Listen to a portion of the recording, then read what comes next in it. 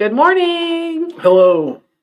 I'm not Danielle, and you're not Jason. I'm not Jason. Good morning. Danielle and Jason are today supporting the Waterloo High School Marching Bulldogs as they go to competition in Champaign, Illinois.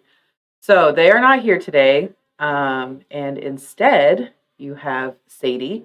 I'm Sadie. If you've met me before and I introduced myself as Sarah, that is also my name, but I have started going by Sadie. That's my preference. Sarah's also fine, but we are, in fact, the same person. I know that has caused some confusion for some folks. Sarah, Sadie, the same, even though I now also have blue hair. Still the same person. And joining me today, I have my husband, Scott. So Danielle usually gets to bring her husband on for coffee. I thought I'd bring my husband on for coffee. Cheers. I want to say good morning to a few of our folks who've joined us out here. So let's say good morning.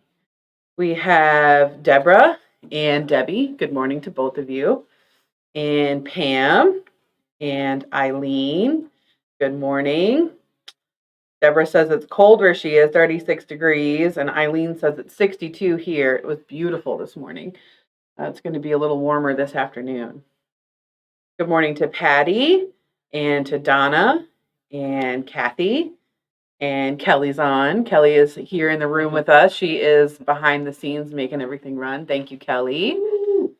And good morning to Jackie and Rita and Dolores and Julie. Thanks for joining us this morning. So our topic this morning is going to be, how do you find inspiration to start a project?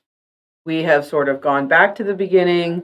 You know, we're doing some of this Quilting 101, giving you the base knowledge, getting you familiar with some terms.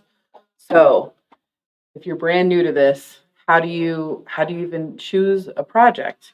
And maybe you're not brand new, but you don't know how to choose your next project. You're in a funk. Maybe your sojo is gone. This happens. Sojo? Yeah, your sojo. Like your mojo, your sojo. You're gonna learn all kinds of new things. I know, right? What have I gotten myself into over here? One of the things that Scott is doing, you know, we're catering these videos to a newbie. Scott is a newbie. I mean, he has learned some terms and some things just through proximity of me talking about it, but he's going to kind of play the everyman today. Yeah. I'm every man. Sojo is when your inspiration, your creativity for sewing goes away, then you've lost your sojo. Oh. Well, I hope you get it back. Right. If you lost it, I hope you find it again. That's what the hope is.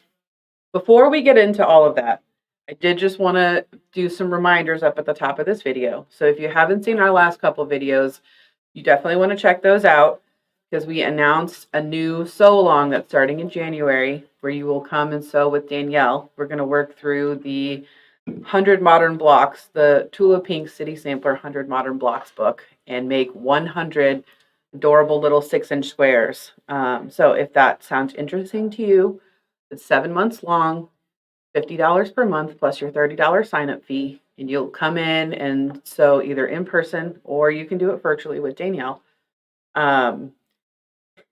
Definitely check that out. I'm being encouraged to elbow you. Oh, what? Also, today am I getting into your... No, you're good. Okay. Today is the last day for our solid sale. All solids are $6.99 per yard. All Paintbrush Studio solids, I should say, are $6.99. Today is the last day for that. So come see us if you need some solids in your life, if you need to build up your stash. Another reminder for all of our loyalty members, you get that double discount on your 5th Saturdays. This month does have a 5th Saturday. It is 1 week from today on the 29th. So come back and get your double discount. And also, we just wanted to make sure that you all are aware we have opened up some open sew days.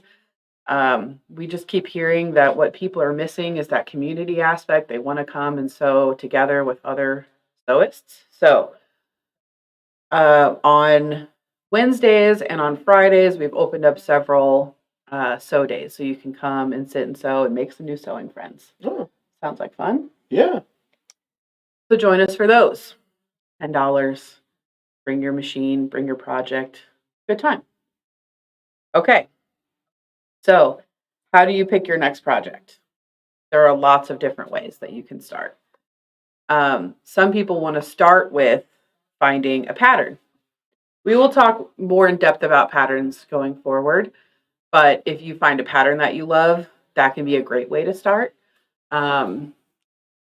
Especially because patterns are usually going to have things on them like easy or beginner friendly or intermediate.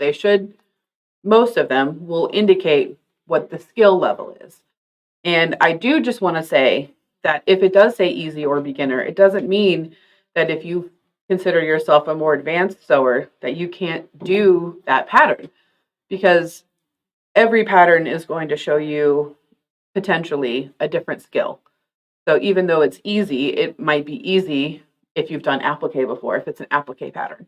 But if you've never done applique, even if you've been sewing for 20 years, you might want to pick something that's deemed as easy for your first applique pattern. What is applique? That's a great question, Scott.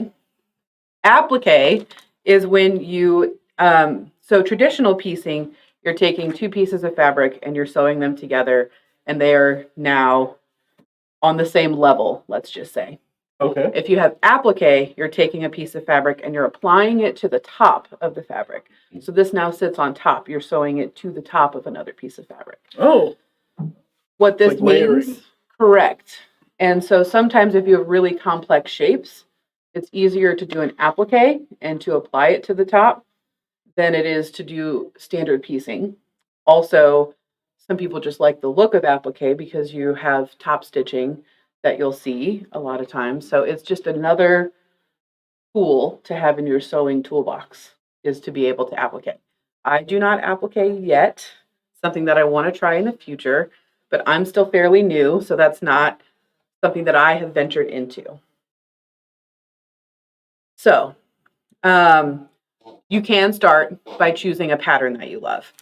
If you're not sure what pattern you want to do, sometimes you can start by finding fabric that you love. If you have not shopped fabric before, there are several different ways that you can shop fabric. One way is to go to your local quilt shop and see what they have, and that can be a good way to see many different styles of fabrics and choose what you like. Maybe your thing is Civil War reproduction prints. Maybe your thing is more modern prints. If you don't know, that can be a great place to start because you might have access to more different kinds of fabrics all in one place if you have a local quilt shop near you. Here's a good question. Do you have to shop within a collection of fabric for a project? Yes. You don't. You don't. I No. tricked you. You, You don't. You don't have to just stay within a collection. You can do anything you want to do. the possibilities are endless. There is no quilt police. Mhm. No one is going to come to your house and knock on your door and tell you that you're doing it wrong. Okay. There are some good best practices, let's say, things that will generally lead to success for you. And one of those things might be shopping within a collection. But if you are confident that you love specific colors together, or you love the way this fabric looks together and they don't come in the same collection, go for it. Who's going to stop you? Nobody. If you want to get a lot of variety in your quilt, you want it to look like there are lots of different fabrics in this quilt, but you don't want to have to buy cuts off of a lot of different bolts. One way that you can do that is by buying pre-cuts. Pre-cuts are a collection of smaller cuts of fabric. So one kind of pre-cut would be like a fat quarter bundle. So this is a fat quarter bundle. And what this is a fat quarter is a quarter of a yard that is cut in half. So instead of being a quarter of a yard would be 9 inches by width of fabric. You remember we talked about width of fabric last week. So that is going to be salvage edge to salvage edge, 9 inches. What a fat quarter is instead, you cut 18 inches, which is half a yard, but then you cut that in half at the fold. So you get a piece that is approximately 18 by 22 inches. Having that cut sometimes makes it easier to get a specific size piece. Like if you need a 10-inch square, you can't get a 10-inch square out of a standard quarter cut, but you can out of a fat quarter. So a fat quarter bundle, you'll see a lot of patterns will tell you that you need 9 fat quarters to make this pattern. It's a very standard cut of fabric in the fabric world. And if you get a fabric or a fat quarter bundle, it's usually a bundle of all different fabrics from within the same collection. So each fat quarter will be unique. And that's a good way to get a good chunk of a collection without being in it for lots and lots and lots of yardage.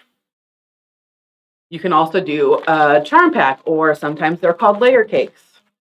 These are just pre-cut 10-inch squares. Again, this is going to have 42 pieces, and all 42 10-inch squares in this pack are going to have a unique print. So this is another great way to get a lot of a particular collection without having to get a ton of yardage, is to get pre-cuts. Now, do they always have that those little ridges here? So, or is that specific to this specific one? It depends on the company, but most of the time, yes. If you get pre-cuts that are 10-inch squares, they are what they call pinking sheared along the edges. And the reason that these are pinking sheared is that helps to stop fray, because then those edges are cut on an angle, where if they were just cut straight, they would be on the straight of grain, and that could loosen up the ends of the fabric. So as it's handled and moved in transport, then that would start to fray, and you would get less than 10 inches of usable fabric. Okay. So a lot of times they are pinking sheared. That's really smart. Sometimes people don't love that they're pinking sheared because they feel that cuts into that 10 inches of usable fabric.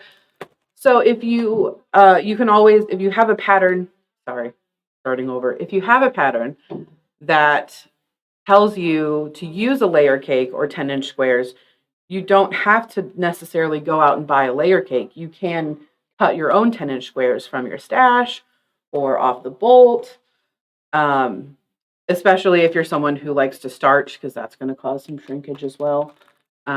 If you absolutely need that 10-inch square, that's another option for you. Okay. A third option would be to just buy a kit. If you love this quilt exactly how it is, this quilt on the table, a lot of times you can find a kit that has everything you need to make the quilt just like it is, all packaged in one. This is great for people who don't necessarily want a large stash in their life. Maybe you don't have a lot of quilt storage. Kits are great for that. Also, you don't have to have the ability to see what the quilt is going to look like, because you have a picture, or in many cases, you'll have a sample hanging wherever it is that you are buying your quilt kit from. So you know exactly what it's going to look like. It's kind of a guarantee. The downside to kits sometimes is that if things are pre-cut, like if you like to make your half square triangles a specific way, half square triangle is a square that is divided in half like this, where one half is this color and the other half is this color. That's your half square triangle. So to say, for example, that you like to make half square triangles 4 at a time, if you have a pre-cut kit, your fabric might not be cut in such a way that you can do your half square triangles in that manner. That can be a downside if wherever you're buying from doesn't have additional fabrics that go with that kit. You may kind of get pigeonholed into doing things a specific way. With this kit, are these already cut like this, or is it just the squares of fabric and then you cut them later? It's squares of fabric. So this particular kit has a charm pack, and then it has yardage. Okay. So it is semi-cut. It's usually not cut into your individual pieces, but it will be, you'll have the cuts of fabric that you need. Like it's all measured out. Correct. Okay. Some cuts are pre-cut into your specific pieces. Some are like this, where it's just chunks of yardage lopped off the bolt that then you subcut further. Yes, it's almost like a Lego collection with got all the pieces you need to make the Batmobile. But in this case, it's a whole quilt. Yes, it is much like that. Yes. And it's going to come with the instructions like your Lego kit will. Yes. Perfect. On how to assemble. Like that sounds perfect for somebody that would be just getting into it and they have everything you would need to get to get started and then have a really awesome thing to show everybody. Right. So some people like to sew like this. They're project sewers. They want to do this project, they want to get everything for this project, and then they want to move on to the next project. Some people like to have several projects going at once. Some people like to have a large stash because it helps them to feel inspired when they have lots of things at home that they can choose from to add in or to not add in. So there's lots of different ways, and none of them are wrong.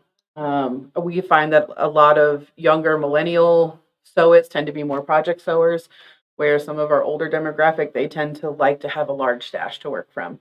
That is very, very general. Everybody does their own specific, but generally that tends to be what we see.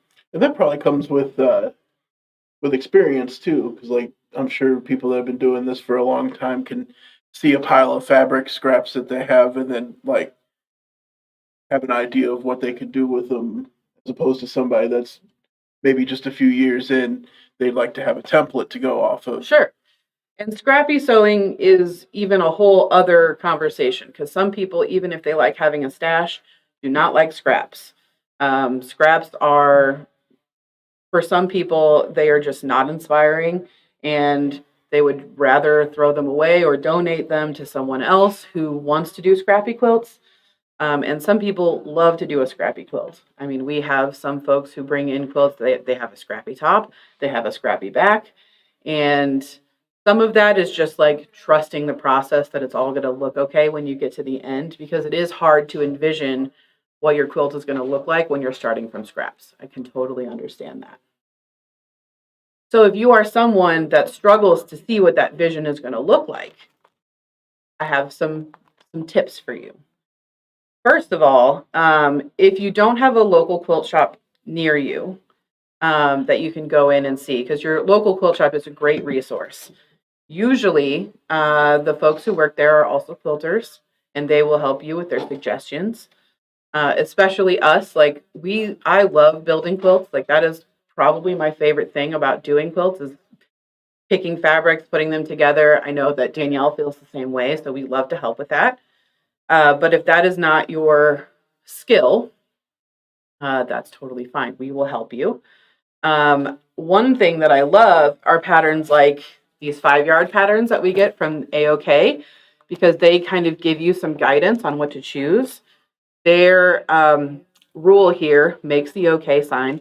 They want you to have a light, medium, and dark, which they have these three, and then a large scale print and a medium scale print. So what is scale, you might be asking? If you can see these prints here that we have on this table, the second one down is a big floral print. I would call that a large scale print. What that means is that that design is pretty big. You can clearly see it from a distance, where a smaller scale print would be even like this one, because it is very detailed. And to really get the full view of the print, you have to be a lot closer to it.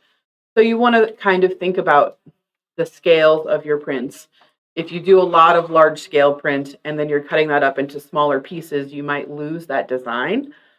Sometimes people do that intentionally because they really just want the color that's in that print, and the design on the print is not as important. That's not the thing that they're like attracted to in that particular bolt. But if your large scale print is your hero print, that's what you really want to show off, then you kind of want to think about that as you're choosing how you're going to place it into your quilt. You also, one of the things that I like about these patterns is they give you that light, medium, and dark. That's another thing that you want to consider when you're picking your fabrics for your project is it going to have enough contrast? Is it dynamic enough?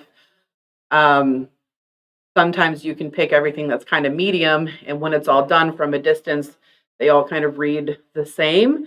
And that's because you have different or you don't have different values in your project. One useful tip to help with that is if you can take a picture with your phone or with any picture image capturing device, and then you can set that image to grayscale or to black and white. That can give you that light, medium, and dark value without seeing the color. Sometimes that can help people to see the difference between light, medium, and dark fabrics a lot easier. Oh. Another thing that is very helpful is we have this color tool. What this is basically like walking around with a bunch of different paint swatches that you can then match to your fabric. So let's say we really love turquoise cyan and you want to use this in your quilt. On the back of this card, it tells you what its complementary color is. So in this case, orange. What its analogous colors are, so the colors that are nearest to it on the color wheel, which is going to be green all the way to violet and everything in between, and split complementary. So these fabrics that are over here are a good example of split complementary because you have these red and peaches with this pop of blue. So they are on opposite ends of the color spectrum, but they all still work together. So that's another good way to go to pull in another color if you're feeling like it's reading all kind of the same. You can always do split complementary where you pick the color across the color wheel from the color that you're primarily working in.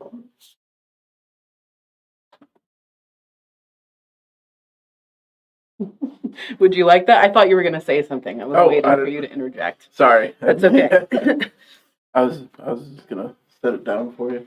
Yeah. Did you show the other side that you were showing that has all the gray, like the color wheel thing? It can be hard to tell from that distance, but this is a really handy tool. And the other thing that I love about this is it's so compact. This would be so easy to just toss in your bag and bring with you everywhere. So if you happen to be in a fabric shop and you're trying to find different things, also in the back here, we also have these different colorized films that you can put over it. And that can also help to get that value. So anyway, very handy tool. We have this available on our website for purchase, or you can come in store. This is $19.95. It is a great little tool. Another thing that I wanted to mention, if you're struggling to find patterns or to find inspiration, is to follow some quilting groups online. See if you have a local guild in your area. Or if there is another sewing group in another community center, whether that's like a church or if you have a community building where people meet, there might be a quilting group there. Also check your local library to see if they have quilting magazines or quilting books that you can check out. That's another good resource. There's lots of different ways to find inspiration. You can also look on websites like Pinterest or Etsy and see what other people are doing. You can join our group, the Quilters Collective. We have people who post lots of quilts there that they're working on. Sometimes they'll even like audition, this is my quilt top. I'm not sure which border to pick. I have these two options. What do you guys like better? You can absolutely do that there. That's a great place to ask for help, to get some inspiration, and to see what other people are working on. Especially being part of groups, like I can't speak for quilting, but in other forms of hobbies and things like that, it kind of keeps you interested and gives you ideas that you could use towards your projects.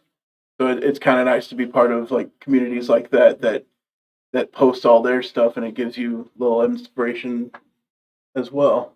Definitely. And if you're buying fabric, to figure out what amount of fabric you need to buy. If you're working from a pattern, that's going to have your fabric requirements on it.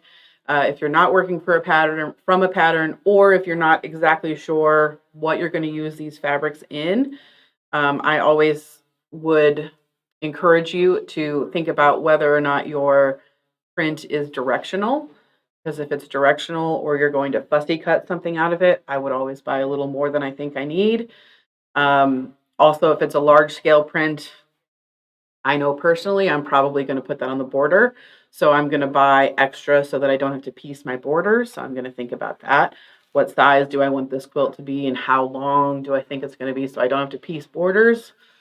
You can also think about things like, am I going to want to bind in this? That's a good thing to think right off the top. Then I'm going to buy an extra half yard, 3/4 of a yard to make sure I have my binding. All those things can be very helpful. So those are all great things to consider when buying fabric. And it's always easier to buy too much and to have a little stash than to have to try to find that fabric again when you finally do make a project and you didn't quite buy enough and it's been 3 years that this has been sitting in your stash and now it's a dead stock print. We don't want that. Yeah, because those fabrics, don't they they all have kind of a limited run, don't they? Most of the time that is true. So for solids and for blenders, it's not necessarily true what's a solid and what's a blender. So a solid is just going to be a solid color like this one here. A blender might be something like this or like these, you can't see, these bottom two that have a slight print. Sometimes they're reorderable. These are all actually from a collection, so these would not be, but like grunge is a popular blender that most quilters know. Grunge is typically reorderable unless they retire a color, which does happen from time to time. Most of the time that those are reorderable, so you can still get them from your quilt shop years and years later. But a collection is usually going to be a limited run. So the way that quilt shops buy fabric, actually, typically we're buying fabric from paper or from digital images months and months in advance. And then when it finally comes in, by the time that we actually receive the fabric, most of the time, the warehouses, they print as much as they had ordered, then they have their calculations on how much extra to print. But once it's shipped out to stores, the majority of that fabric is already sold. They usually don't hold a lot in the warehouse backup. So after a couple of months, then they've usually run through their back stock and we're no longer able to get it. So I know for me, I have more projects than I have time to sew, and many people feel that way. So I have projects that I have bought that have been sitting in my drawer waiting to be sewn for a couple of years. It'll be a while before I get around to them. So we just cross our fingers and hope that we made good, smart buying decisions when we bought them. Okay. You're currently working on a project that is of very good interest. Yes, I'm currently finally making a quilt for my husband. I don't know if you all can relate. I've made quilts for many people, and my poor husband, his quilt just keeps getting knocked down the pile. But it's finally on top. Which and is it's almost finished. I'm always gonna be you, so I'm Not that we're hurting for quilts at home. Please don't feel that way. We have a million, but none that have been specifically for him. So he's very excited to get his very first quilt from me.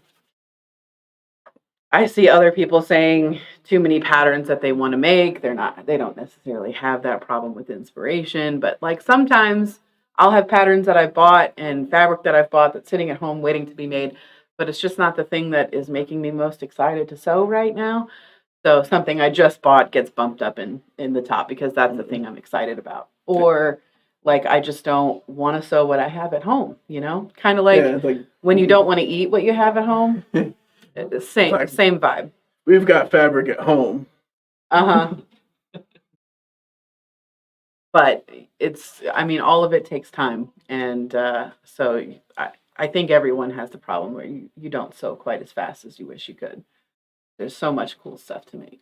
And it seems like doing a quilt is such a time-consuming process that even though there's all these other things that pop up as you're working on one thing, you want to at least give the project that you're working on the time and attention. That way, I don't know where I was going with this. Yeah, no, but I think you know what I mean.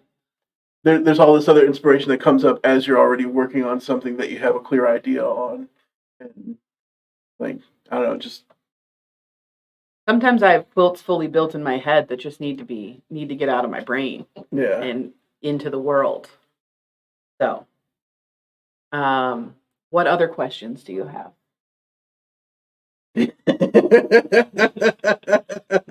Kelly, do you have any tips and tricks to share with these folks on how to buy fabric and how to find inspiration?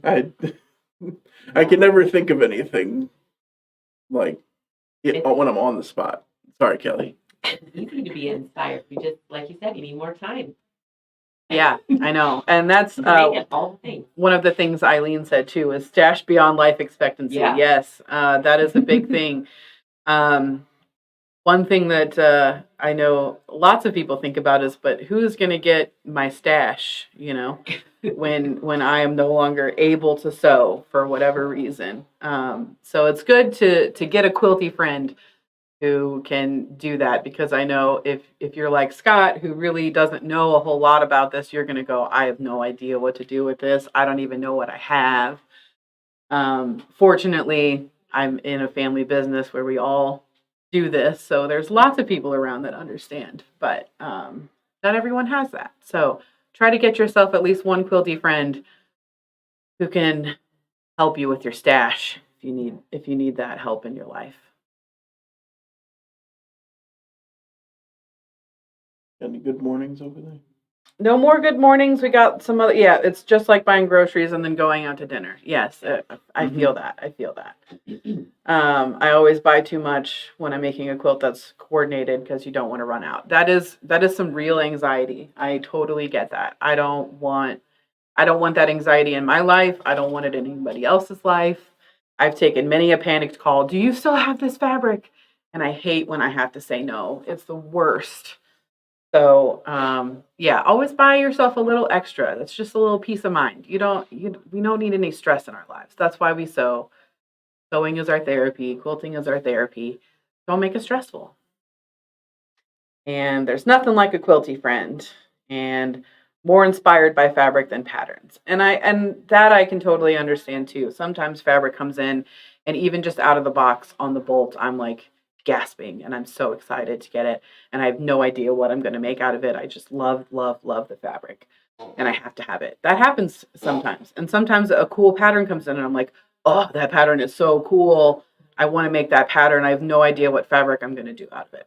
And sometimes you just have to wait because the right fabric for the pattern isn't there, or the right pattern for the fabric isn't there. So you buy it and you hope that when the right thing comes along, you'll remember that, and it'll get its due. It'll get what it needs. You'll find the right fabric or pattern that's worthy of the thing you love. Only 3 years into quilting, absolutely loving it. Very peaceful. Yeah. When saving scraps, what size do you save? This is a great question, and everyone, I feel like, is going to have a different answer. If you're not sure what to do with your scraps, there are several books out there that are good for scraps specifically. The one I'm thinking of is a Gudrun book that's called Strip Your Stash, and she has you sew everything into, I want to say, 2.5-inch strips. And then has several patterns developed around that on how to make some scrappy quilts out of 2.5-inch strips. Yes, you never know when you need to make a quick quilt, so it's always good to have a great stash to draw from.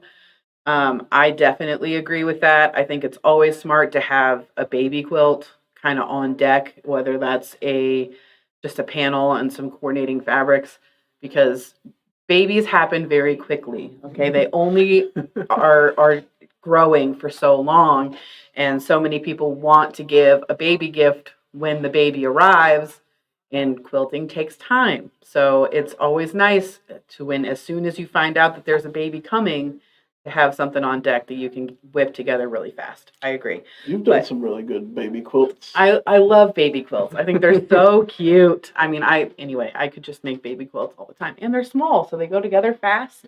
So you get that big prints too sometimes. Yeah, and I feel like you get that satisfaction of having something done a lot faster because it's a smaller quilt. Anyway, baby quilts are great.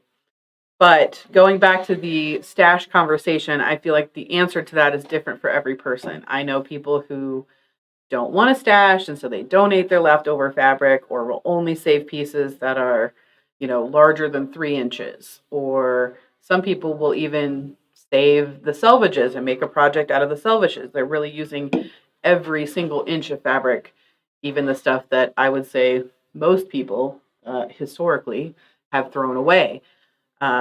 So part of that is up to how you manage your own stash.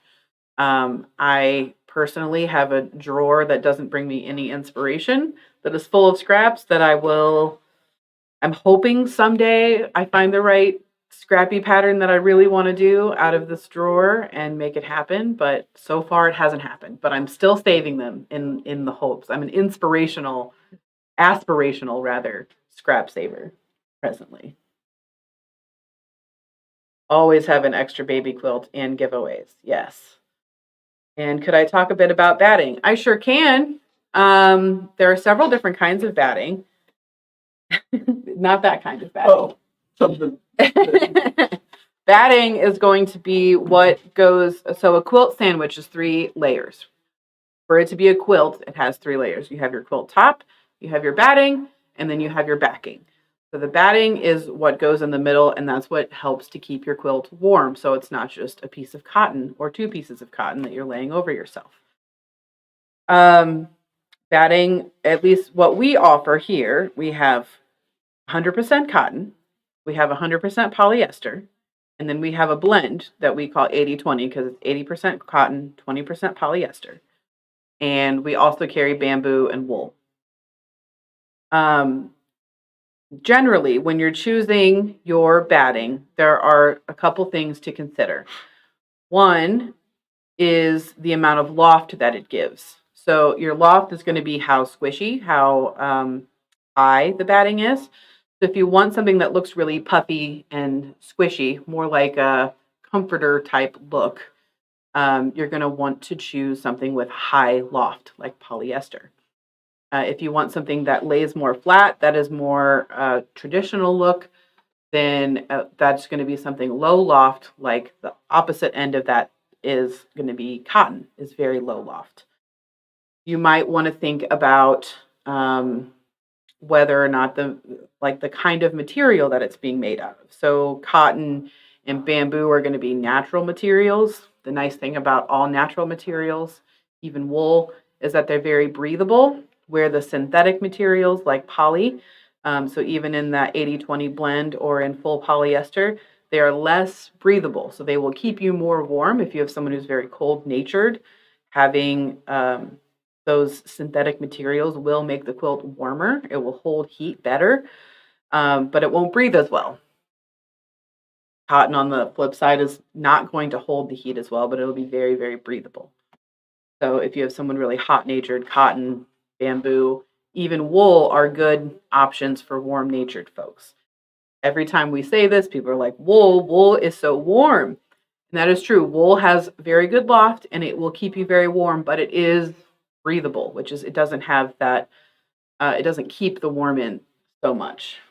I know Danielle sometimes will say poly can for some people, for warm nature people, have that almost like suffocating heat, where wool is not that way. It's more breathable. I hope that answers your batting questions. If you have further batting questions, please let me know. I've been making crumb blocks and smaller items for the last 2 years, but scraps still a question I'm tackling after each project, is what Pam says. Yes. I feel like we could do a whole video on scraps. We can do a whole video on scraps. I will pitch that, and hopefully we will do a whole video on scraps coming up. I know that we plan to do a whole video on patterns as well. Cool. Because there are so many different patterns, so many reasons why you might choose one pattern over another. That's a whole other topic for another day.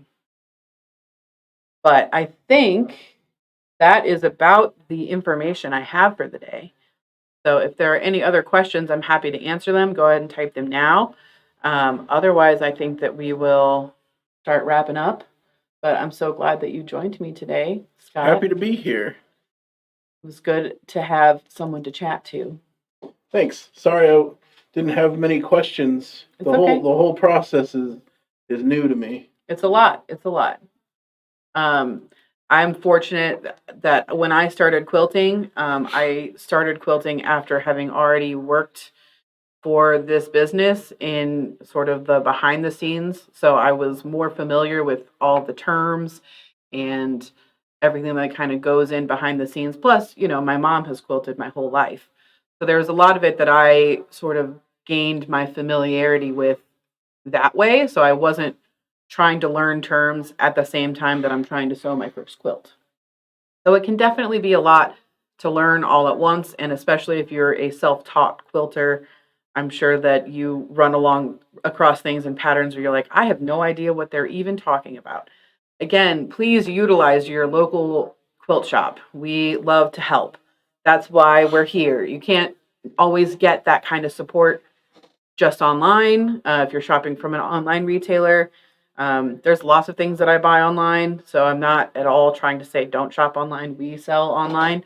But there are some things that it's just nice to be able to pet the fabric, to talk to somebody who understands, who also does the same hobby as you, who can help translate patterns for you or help you choose colors, or being able to just go into a shop and actually see and feel and touch the fabric for real. It's all great. So, Eileen says, great info. And Deb says, this is why I always love your input. Thanks so much, Deb. Really appreciate that. I think that's all I've got today. But thank you guys for joining us. And as always, we'll see you next time. Bye. Stay quilty, my friends.